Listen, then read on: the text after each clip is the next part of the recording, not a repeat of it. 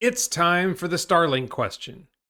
How many customers can Starlink serve, and how much money will Starlink make? Let's talk about Starlink. Before we get started, I'd like to thank the Vasa law firm in Sweden and all my Patreon supporters for helping this channel grow. Let's talk about Starlink and money. Are you ready? Let's go! I've been wondering about Starlink for a while, and just a couple days ago, I did these two tweets, a little thread, talking about where I think there might be issues with whether Starlink can make enough money. I started with some assumptions that I think were wrong. I started with assuming that each satellite can serve 1,000 customers at a time, that the average satellite is only over an active populated area 10% of the time, leaving out oceans, deserts, middle of the night, the North Pole, the South Pole. I assumed 44,000 satellites, and I came up with 4.4 million customers. The beta is $100 a month, so if you figure $1,000 a year to make it easy, that's $4.4 billion a year in revenue. That didn't seem like a lot of revenue to support all the cost of putting the Starlink network in orbit. I think I got some things wrong.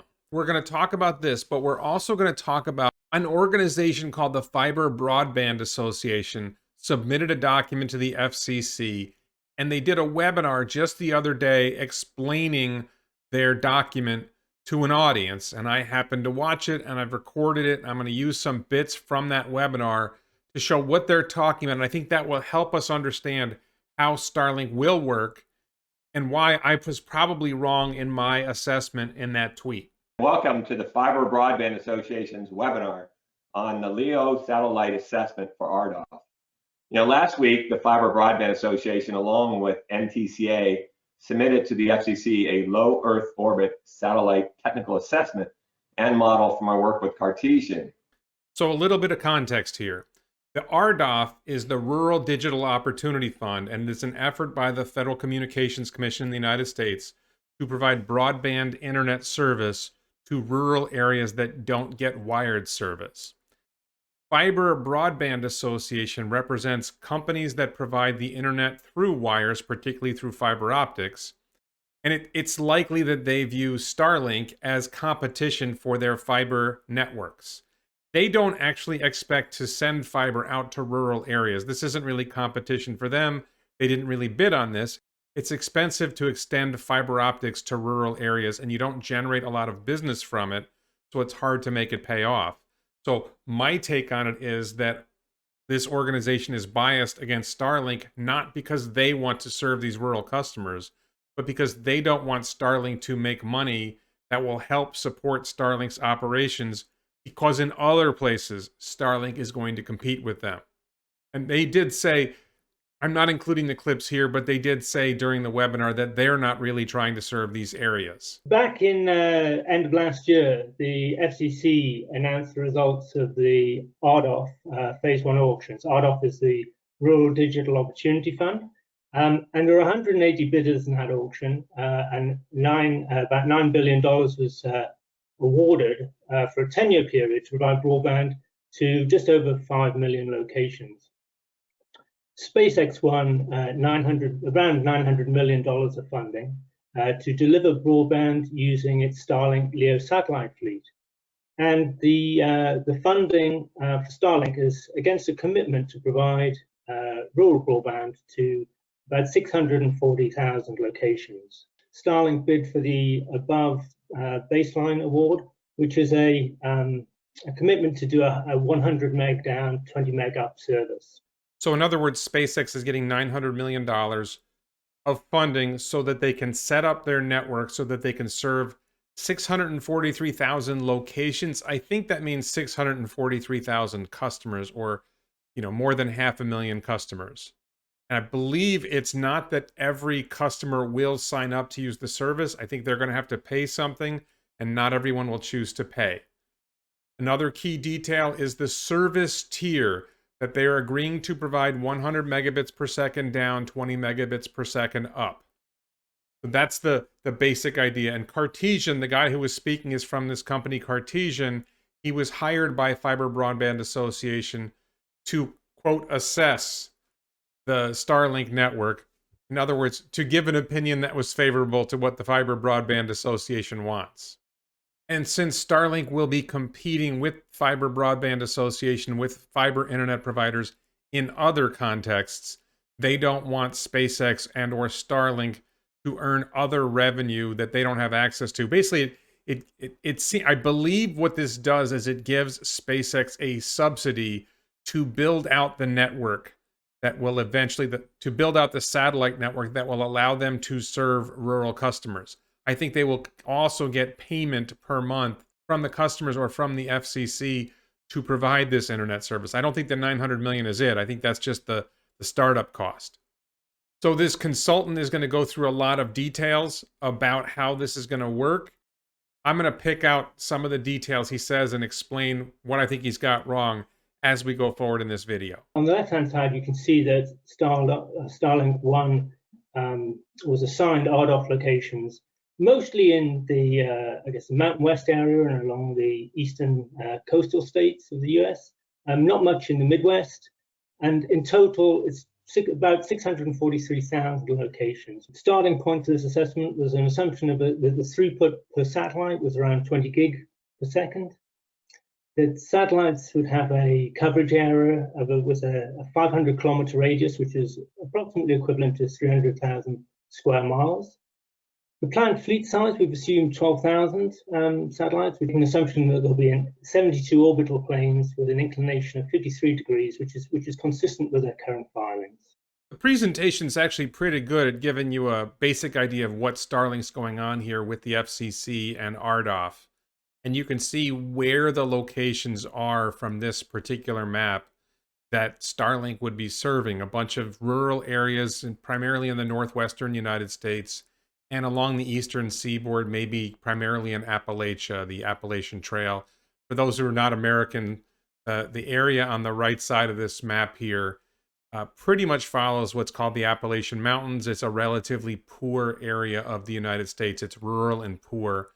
So there's a sense that they might need, they're unlikely to get internet service because they don't have enough money to pay for cable TV or internet. And no one wants to run wires to them because they're poor and they're not going to generate a lot of revenue. So you can see Pennsylvania and Virginia are known for being states that have a lot of Appalachia in them. Mississippi and Alabama are also very poor states. Not a lot of income, not a lot of rich cities or wealthy people. And you can see that the density, that it's primarily serving rural areas. Almost 90% of the locations they're talking about are rural as opposed to urban. And the term urban there is probably not really urban. It's still not a very densely populated area when it mentions urban. And Starlink is not really designed to serve densely populated areas. And I thought this was also really helpful. This gives you a sense of how the satellites are orbiting the Earth and how they cross over the United States. And you can see that there's, at any given moment, there's a bunch of satellites over a bunch of different parts of the United States. I'm not sure if it's correct that the throughput per satellite is 17 to 23 gigabits per second. I have a feeling that over time, SpaceX is going to increase that. And that's going to be one of the key details in their analysis that I think they might get wrong. It's also really interesting when they say coverage per satellite is 300,000 square miles. You're going to see that again in another slide. Each satellite reaches a really, really broad area. And that changes the estimate I had in the tweet. These satellites can cover a lot more people than I thought. Another key detail is they assume 12,000 satellites as the planned fleet size, and that's looking out to 2028. I've seen numbers suggesting that SpaceX is planning to go to maybe 44,000 satellites out at that far. They really seem to be underestimating, to me, what SpaceX's capacity is to launch Starlink satellites, especially with Starship coming online. Starship is going to be able to launch 400 at a time instead of 60 at a time. And I don't think I included it in the clips here, but they mentioned, well, if they continue at their current pace, but we know that SpaceX is planning to launch at a much more rapid pace once Starship is up and running. Be 400 satellites a launch, and they'll be able to launch much more frequently for much less money. And to be clear about the 300,000 square miles, somewhere I thought I heard Elon say that each satellite would reach an area of maybe 8 miles in diameter. And this guy in the talk says something like it reaches 500 miles in diameter. So that's a much, much bigger patch. When the satellite is reaching down, it reaches a much larger area. it reaches a much larger area of the surface of the Earth than I thought. So the second step was then to match the satellites to the RDOF locations. So you can see an illustrative map above the text there. So you've got a satellite in the middle of the sky, which is kind of covering the area that stretches from about Chicago in the north down to Atlanta. And the yellow areas are the RDOF locations. And you'll notice that the satellite footprints overlap. So one location could be in range of, or could be reached by more than one satellite. So the third step then was to estimate how much capacity each location would be able to receive. So the first step there was to consider how much capacity each satellite had. So this is the 20 gig per satellite. And then using that matrix from step 2, we used an algorithm to efficiently allocate satellite capacity to each of the subscribers. It's useful to see here that there's a lot of overlap, that any given base station, the antenna, the Starlink antenna you have in your house, or whatever your location is, you're not going to be limited to one satellite that's overhead. You're probably going to be within reach of 2, 3, or more satellites at the same time. And one of the features of the Starlink network is they'll be able to allocate more satellite resources to an area that has more demand, and they won't need to allocate as much resources to an area that has less demand. Satellites will be able to shift their coverage to where it's needed. If there's a particular hotspot that needs more coverage, they just have a second satellite or a third satellite pick some use of its antenna over that way to serve that population. And our algorithm tried to solve for meeting the peak hour demand at each location. So we needed to come up with an average bandwidth requirement per subscriber in the peak hours. And you can see, on the right-hand side, it's a typical chart. This is some data that we have from a US cable operator. You can see how the demand ebbs and flows during the day, and you've got a busy hour. It's typically in the evening, and that's the point that you have to dimension the network for, because you don't want it topping out there. And above the actual demand, you need to apply the headroom. We're coming up right now on a critical step they took in their analysis that I think exaggerates the problems that Starlink will have. And it relates to these peaks that you see in bandwidth. As humans, we typically use our internet connections more in the evening when we're downloading videos or watching videos, streaming via Netflix or Amazon Prime or whatever. This is common with all kinds of problems. You see the same thing in rush hour when there's too many cars on the road. It jams up traffic and you don't have enough capacity to get your car through as quickly as you would like to. So the theory is that if the peak demand is too high, the satellite network or the cable network or whatever system you're using won't be able to handle all the demand and won't be able to deliver the same throughput that it might be able to deliver at another time of day. And you can see at the bottom here that during COVID, the peaks got broader. That doesn't mean they got higher. It just means people are streaming more Netflix or YouTube videos or whatever over a longer stretch of time. But they didn't say that the peaks got higher. They only said they got broader, which is important because the concern is you need to be able to handle peaks. And another point is, it's only a short window of the day when this is a real issue. But we're getting to something important here. The way they interpret the amount of bandwidth that we demanded by each subscriber, that's coming up. We built a forecast of demand per subscriber in the busy hour. And our starting point was what the current average bandwidth is. And we had a couple of estimates, so we had a number of estimates for that. And they're in the region of about 1.7 to 2.7 megabits per second per subscriber in the peak hour. And if we add 25% headroom to that, we get 3.6 megabits per second. And that was our starting point. So what they did was they took average bandwidth during peak hours, which they said ranges from 1.7 to 2.7 megabits per second. And then they added another 25% to create that headroom. It's not really clear why they're adding the headroom. So that's one problem with their story. If you assume, let's just say 2 megabits per second, which is in that initial range, and you figure the satellite has a bandwidth of 20 gigabits per second, then each satellite would be able to handle in the ballpark of 10,000 subscribers. When you increase it to, say, 4 megabits per second, you reduce it to 5,000 subscribers, which is still fine.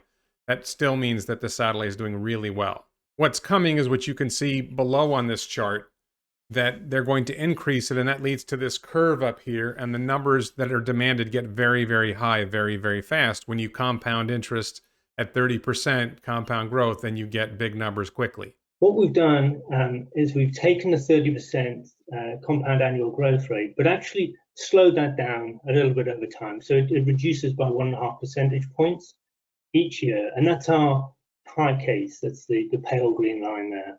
In addition, we ran a conservative low case, lower CAGR of 20%, so that we'd have a range and we could compare results for the two scenarios. And I think it's just important to recognize that this average peak demand does account for users who aren't online. Okay, so this is across the whole subscriber base. And what you see is that in 2028, which is the year that we're taking as the end of the build period for RDOF, it's an important kind of milestone. In 2028, in the low case, we have 15.3 megabits per second per subscriber. And in the high case, you have 20.8 megabits per second. So there are two key inputs into. So that was the explanation, that usage is going to grow per user. It's not really clear that people using this service will use that much bandwidth that quickly, or that their increase will be that quick.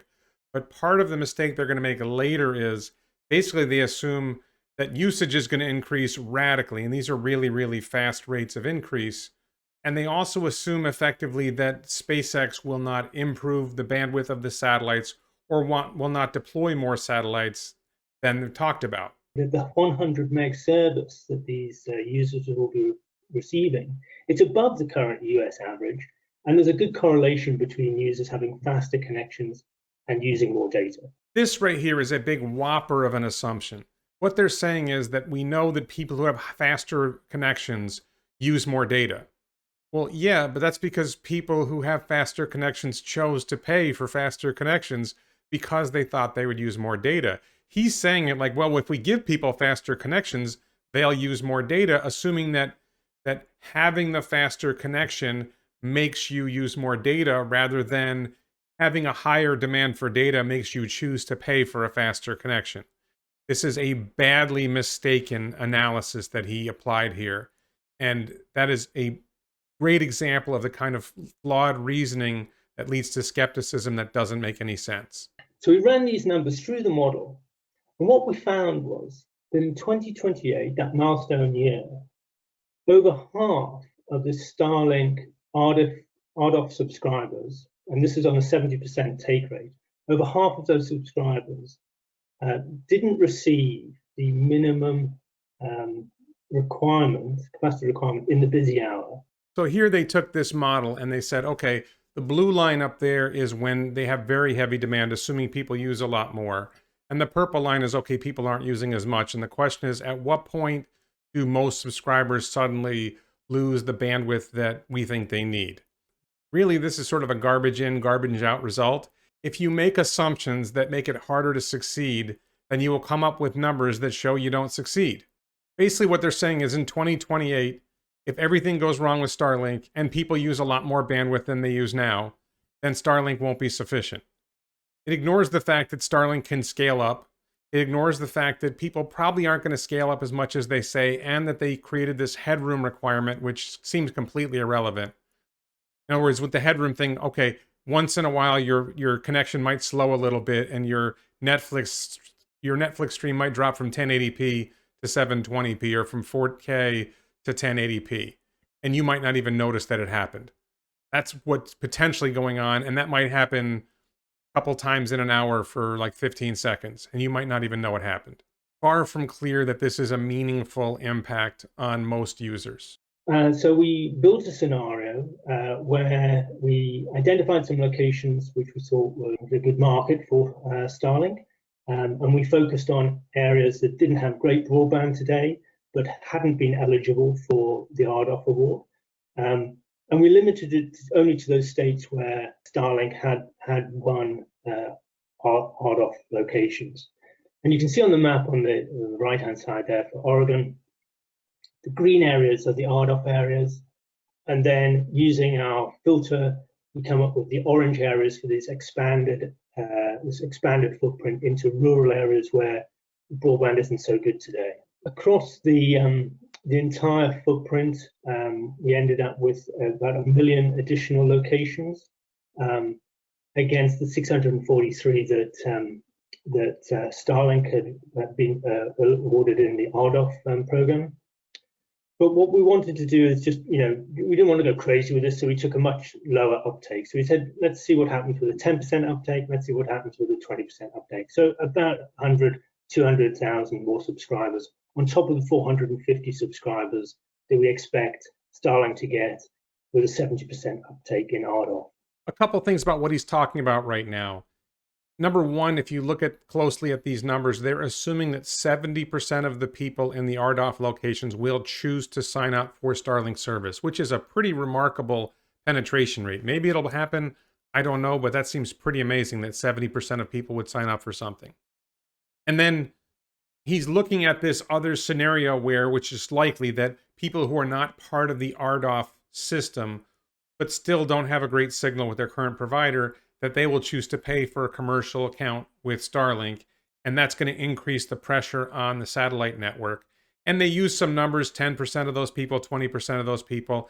And obviously, as you're going to see in a moment, that adds pressure to the network, and it means the network performs less well.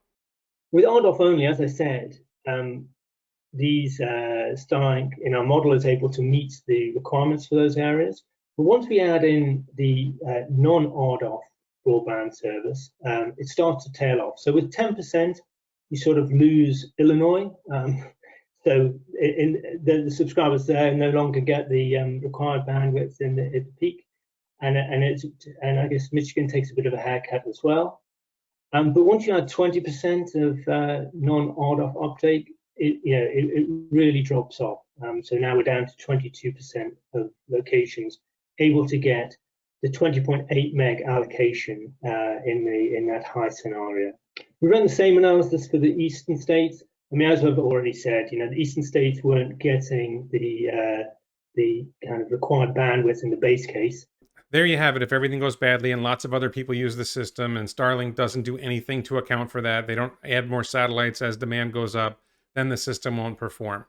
Seems like a not very thoughtful way of approaching this, rather big assumptions that they won't be able to do what needs to be done to keep the network running.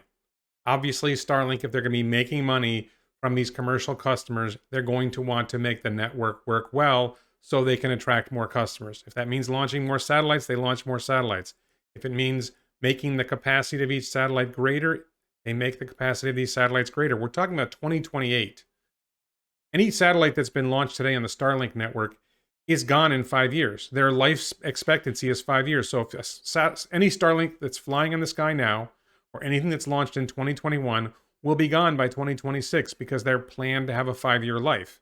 The satellites that are flying in 2028 will have launched to 2023 or later, probably more likely 2024.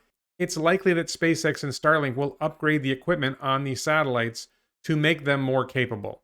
And none of that invaded their analysis. They didn't let anything like that trouble them when they came up with this scenario to try to make Starlink look bad.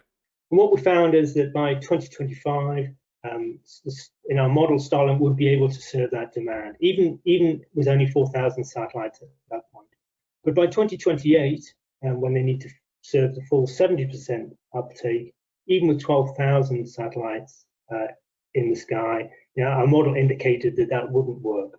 We're starting to have a slower launch rate. Okay, so if they didn't manage to reach 12,000 satellites by 2028, then according to our model, they wouldn't be able to meet the RDOF commitment in any location. Okay, and the 9,000 satellites is approximately equivalent to their current run rate. That last bit is a comical moment where they not only ignored the possibility that Starship would increase the launch rate, they actually went with suppose SpaceX doesn't achieve the 12,000 satellites they said. And all of a sudden, they only have 9,000 satellites while the problem's even worse. That $900 million is going to help SpaceX launch at a higher rate. And Starship's success is going to help launch Starlink at a higher rate. They just sort of assume that it isn't going to happen. They ignore it. There's no discussion at all about what's involved here. to make things work better. Falcon 9 alone is improving. Falcon 9 alone is doing better, and they're launching more rockets on reused boosters just with Falcon 9, and that saves money. They're getting better at their Falcon 9 launches. It's almost like he's assuming they're going to get worse. You're going to inject $900 million. You're going to give them the promise of future revenue if they succeed, and somehow they're going to get worse at this. That is an awfully extreme view to take in order to try to put negatives and cast negatives on Starlink because you don't like the competition that they pose to you in other scenarios. And they don't address at all why Fiber Broadband Association, which has no intention of delivering fiber to any of these rural areas, why do they even care?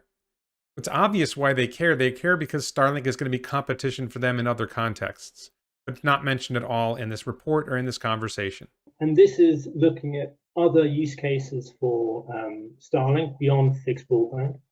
So there's been a lot of speculation around whether this satellite constellation could be used for military purposes, commercial aviation, other industrial purposes, or even mobile broadband, potentially serving broadband to connected cars or other things on the move. Rather than try and assess what capacity each of these use cases may require, we simply looked at what would happen if you were to allocate a chunk of the fleet capacity to a different application. So what would happen if 10% of the Starlink capacity was used for something other than RDOF? I love that bit. We didn't really bother doing an extensive model to figure out what would happen if they had other customers. We just kludged it by saying, well, what if it was a 10% drop or a 20% drop? They didn't put any thought into that at all. They didn't think, well, gee, if there's this other demand for the service, maybe they'll launch more satellites, maybe they'll increase capacity. That never dawned on them to consider that possibility. So pretty lame analysis here, and it got lamer towards the end. There's a little bit more coming, and then I'm going to tell you what I think. We see Starlink facing a capacity shortfall by 2028 for the RDOF program.